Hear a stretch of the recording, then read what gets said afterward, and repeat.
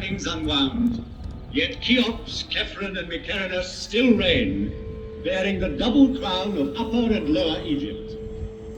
They reign over their court, buried round them, over these small pyramids where their queens lie, over the tombs of their ministers, over the whole hierarchy, sleeping forever. Chamberlains, high priests, buffoons, Neither wind, nor sand, nor centuries could ever entirely silence the voice of the dead.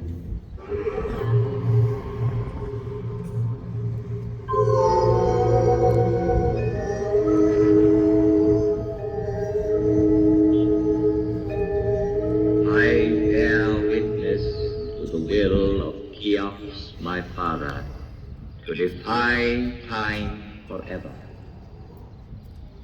I saw Antony and Cleopatra pass, Alexander, Caesar, and Napoleon paused at my feet. I saw the ambitious dreams of conquerors whirling like dead leaves. As my motto, I chose an Arab saying, "The world fears time, but time fears the pyramids."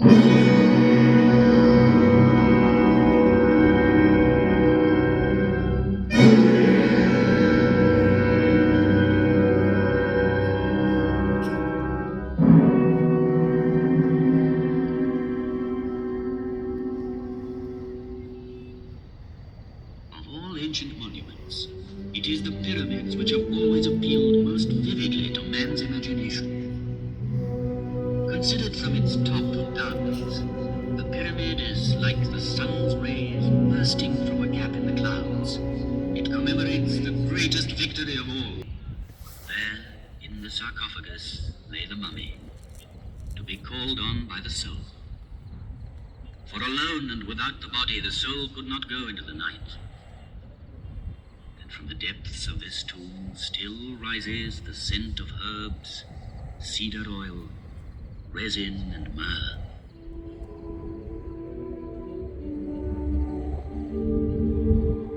But a pyramid is also the perfect combination of simplicity and magnitude, and the interplay of its angles makes the best harmony of shape and volume. It is architecture's purest achievement, because it relies on the straight line alone. Never has the straight line been drawn with more mastery, skill. In front of such superhuman effort, can one believe in the legend of the whip?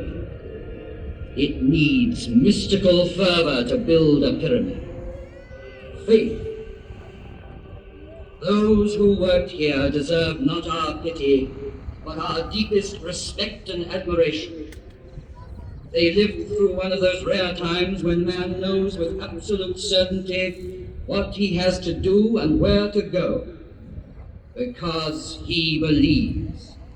Here man thought that death was vanquished.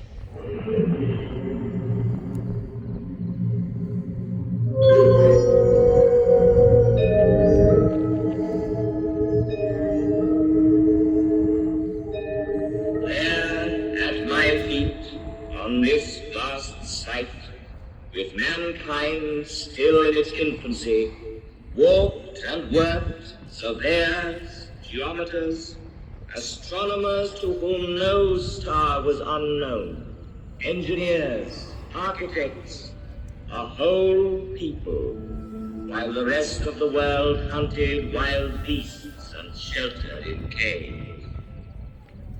O noble Nile, I salute you, for your waters flow majestically and fostered this sacred enterprise.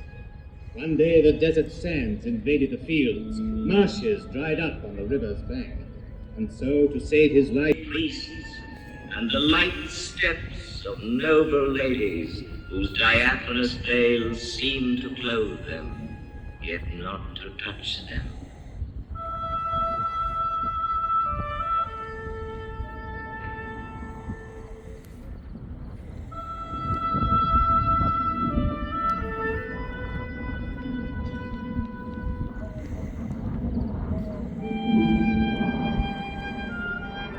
Do you remember the story of the falcon that stole a sandal while the women were bathing? He snatched it in his beak and by chance dropped it near a fairy.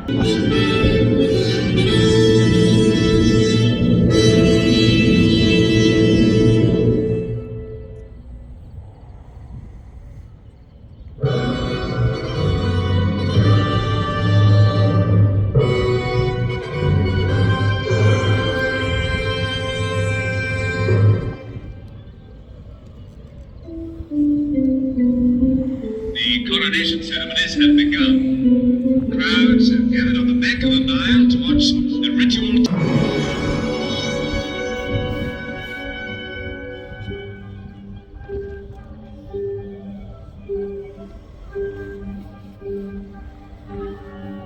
This is his triumph. Standing up in his chariot, the pharaoh makes for the dais where his throne awaits him. The court, the priests, people present him with praise, incense, and offerings. He receives the double crown and, mounting his triumphal chariot, goes to worship at the temples of Harmakis, Cheops, and Khephren. Long live the pharaoh!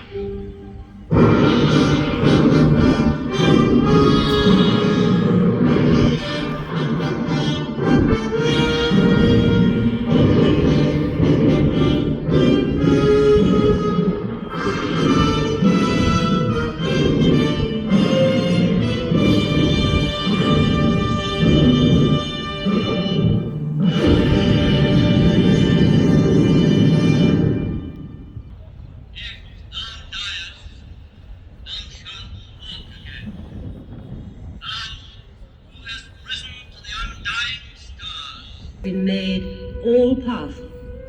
He leaves Thebes in order to found his own city.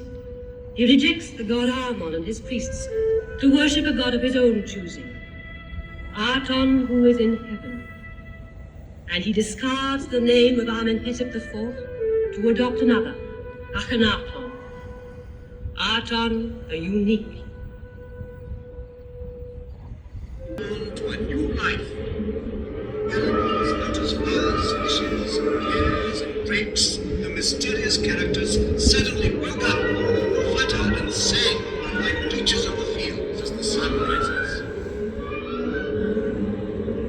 It is as if in answer to a celestial call of trumpets, old Egypt had risen from its grave, young and immortal.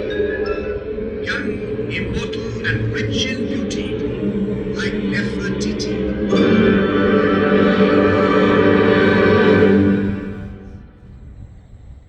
Unearthed from Everywhere, with every step, my hand is in your hand.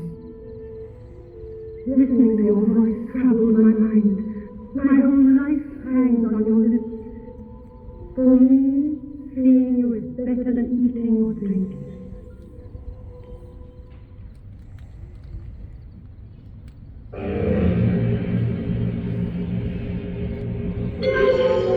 Achievement will remain the highest, the purest.